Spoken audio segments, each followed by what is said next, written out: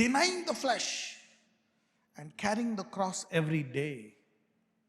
Denying the flesh and carrying the cross every day. ప్రతిసారి మనము, ఎందుకంటే ప్రతిరోజు మన చిత్తము దేవుని చిత్తాన్ని అధిగమిస్తుంది. ప్రతిరోజు మన చిత్తము దేవుని చిత్తాన్ని అధిగమిస్తుంది. అందుకే ఆ రోజు ఉదయకాలం ప్రార్థనతో, వాక్యముతో మనము ఆ శరీరాన్ని అధిగమించే విశ్వాసాన్ని మనం పొందుకొని ఆ రోజు దేంతో నడవాలా? విశ్వాసంతో నడుచుకోవాలి. అందుకే మనిద ఆహారం మాకు దయచేయండి. Give us our daily bread. Every day. Carrying the cross అంటే ఏంటి? సిలువను మోసుకోవడం అంటే ఏంటి? శరీరాన్ని జయించడం అంటే ఈరోజు నీ చిత్తమే జరగాలి. ఈరోజు నీకు శోధన వస్తుందా? ఆ పొద్దున్న ఏం చేయాలా? నువ్వు పొద్దున్న 15 నిమిషాలు చేసే ప్రార్థన గంట చేసి వెళ్ళాలా. ఎంతసేపు? గంట. ఎందుకు? శోధన ఉంది కాబట్టి. యేసుప్రభువు మామూలు టైంలో గంట చేసుకోమంటారు. నేను ఇప్పుడు సిలువ మరణం పొందుతున్నాను, అనేకులు నన్ను చంపాలనుకుంటారు, ఆ భయముతో మీరు నన్ను తిరస్కరించేస్తారు, కాబట్టి మీరు 1 గంట కదా, ఎన్ని గంటలు ప్రార్థన చేయమంటాడు? 3 గంటలు చేయమంటాడు. చేశారా? చేయలే. So whenever you find something, ఎక్కడికైనా వెళ్తున్నారు, అక్కడ శోధన ఎక్కువ ఉంటుందా? there is more temptation of any kind. శోధన ఎక్కువ ఉంటుందా? అక్కడ నేను బలవంతం చేస్తారా, ఇలా చేస్తారా, అక్కడ మూర్ఖులు ఉంటారా, లేక రకరకాల విధాలుగా నిన్ను హాని చేసే వాళ్ళు ఉంటారా? Pray more. నువ్వు గనక ప్రార్థించి వెళ్తే the Lord will send an angel and shut their mouth.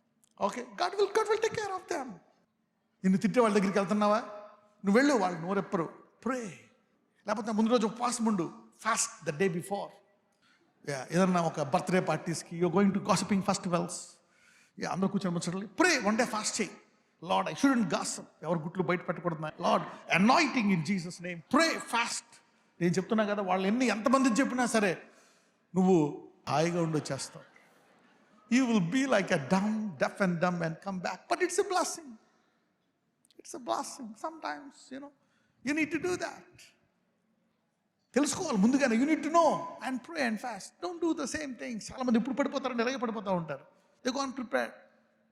The word will talk to you. So వేరుగా ఉన్నాయనండి, ఊర్లో ఉన్న just listen. ఎందుకంటే సైతానుడి యొక్క పని ఏంటో తెలుసా? నేను మనం చెప్తున్నాను అనమాట. I was teaching that దొంగ దేనికి వస్తాడో తెలుసా? దొంగిలించడానికి. Steal, kill and what will the devil steal? సైతానుడు దేన్ని దొంగిలిస్తాడు? వాక్యాన్ని. ద టైం, వాక్య సమయాన్ని దొంగిలిస్తాడు. ప్రార్థనా సమయాన్ని దొంగిలిస్తాడు. వాక్య సమయాన్ని, ప్రార్థనా సమయాన్ని నెమ్మదిగా దొంగిలించి నీలో వాక్యము చదవాలా, ప్రార్థన చేయాలనే ఆశను చంపేస్తాడు. He first steals the time, make you indiscipline, irregular చేస్తాడు. ఏం చేస్తాడు? ఫస్ట్ నిన్ను ఇర్రెగ్యులర్ చేస్తాడు. ఫస్ట్ బిజీ చేసేస్తాడు. ఓకే, సో ఇర్రెగ్యులర్ అయిపోతావు, ఆశ చచ్చిపోతుంది. He comes to steal, kill and ఎప్పుడైతే నీ ఆశని చంపేస్తాడో ఆ తర్వాతే వాడు నిన్ను ఇబ్బంది పెట్టగలడు. See that the devil's strategy. అందుకే విత్తనము ముందు వాడు విత్తుకుంటూ వెళ్తే పడిపోతే ఏం చేస్తే ఆకాశ పక్షులు ఏం చేస్తాయి? వచ్చి వాటిని, నేను ఎప్పుడు చెప్తా ఉంటాను, ఏ ఆకాశ పక్షులు వచ్చి ఆ విత్తనాలను దొంగిలిస్తున్నాయో అదే నువ్వు ఎదిగితే, వృక్షమైతే అదే ఆకాశ పక్షులు నీ శరణానికి వస్తాయి. దానికి it will come to large and rate. అంటే పోవచ్చు. You become so big. So never trade your time with anything. సమయాన్ని ఉపయోగించుకోండి. అపవాది చేసే పనే ఇది. కుటుంబాల్లో ఇర్రెగ్యులారిటీ లేక, ఈ రెగ్యులారిటీ మీకు తెలీదు. ఎవరైతే రెగ్యులర్గా సాయంకాలం మళ్ళీ 20 నిమిషాలు విని మళ్ళీ ఒక 10 నిమిషాలు ప్రార్థన చేసుకోండి, మళ్ళీ ఒక 10 నిమిషాలు బైబిల్ చదవండి. ఇజ్రాయేల్ ప్రజలు అందరూ తిన్నారు, ఆ గొర్రెని అందరూ తిన్నారు. తిని మరుసటి రోజు అమ్మమ్మ, తాతయ్యలు అందరూ సామానం పట్టుకుని 40 సంవత్సరాలు నడిచారు. ఎన్ని సంవత్సరాలు నడిచారు? 40 years. Physically handicap, mentally handicap, మోకాళ్ళ నొప్పులు, ఏ నొప్పులు లేవు, అందరూ లేచిపోయారు. Sacrament is powerful. అప్పటికే ఇంట్లో 60 ఏళ్ళు 70 ఏళ్ళు మా అమ్మ, ముసలి అందరూ ఉన్నారు. ఆ రాత్రి ఆ గొర్రె పిల్లని తిన్నారు. పొద్దున్న లేచి మోటాములు సర్దుడు, ఫ్యామిలీతో కలిసి. The anointing will be amazing. ఆ కొడుకునిచ్చాను 100 ఏళ్ళ తర్వాత. ఏం చేస్తావు? నాకు ఇస్తామని అడిగాడు అబ్రహాం. నువ్వేం చెప్తే చేస్తాను అన్నాడు. I will bless you. You see that. You need be careful, very very careful in that area. ఈ రోజు నుంచి మీరు అందరూ బహుగా ఫలించుదురుగాక. Denying the flesh. ఏ రోజుకి ఆ రోజు మీరు సిలువ అంటే ఏంటి? దేవునికి ప్రాధాన్యత ఇచ్చి విశ్వాసంతో నడుచుకోవడం. లాస్ట్ వన్, ప్రేమ. To walk, bear the fruit of love. క్షమాపణ, క్షమించుకోవాలి ఒకరినొకరు. కనికరం, caring, bearing the fruit of love. అయితే ఎన్నాటికంటే ముఖ్యమైనది ఒకటి ఉంది. ఈ దేవుణ్ణి తెలుసుకోవాలంటే కొండ మీద ప్రసంగంలో మొట్టమొదటిది ఏంటి? అది ఇప్పుడు మర్చిపోకూడదు. ఆత్మ విషయమై దీనులైన వారు ధన్యులు. ద మోస్ట్, అసలు ఫలించడానికి యేసయ్య నీ జీవితంలో రావాలంటే నీకు కావాల్సిన మొట్టమొదటి గుణం ఏంటో తెలుసా? దీనత్వం, హ్యూమిలిటీ. హ్యూమిలిటీ అంటే ఏంటి? దేవుడు చెప్పిన దానికే ప్రాధాన్యత ఇవ్వడం. నీ సొంత ప్రాధాన్యతలు కాకుండా దేవుని చెప్పిన దానికి ప్రాధాన్యత ఇవ్వడం. Putting God first, giving importance to God. ఇది లైఫ్ టైం ప్రాసెస్. ఇది అందరికీ కూడా, పెద్దోళ్ళకి చిన్నోళ్ళకి. This is for everybody. Pride is very very very dangerous stuff. Uzziah మంచి రాజు, దావీదుకు మునిమనోడు అవుతాడు.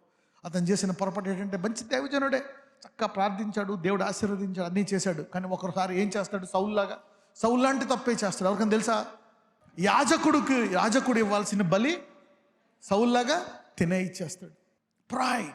రాజుగా అన్నీ జరుగుతున్నాయి, అన్నీ చేస్తున్నాడు. Pride has stopped his ministry. అతను ఆవరణంలో ఉండిపోయాడు. తర్వాత జీవితకాలము వాళ్ళ అబ్బాయి అవుతాడు, his son. Pride can stop you at any time, anywhere. Even before the finishing టైంలో కూడా నిన్ను గర్వం ఆపేయగలదు.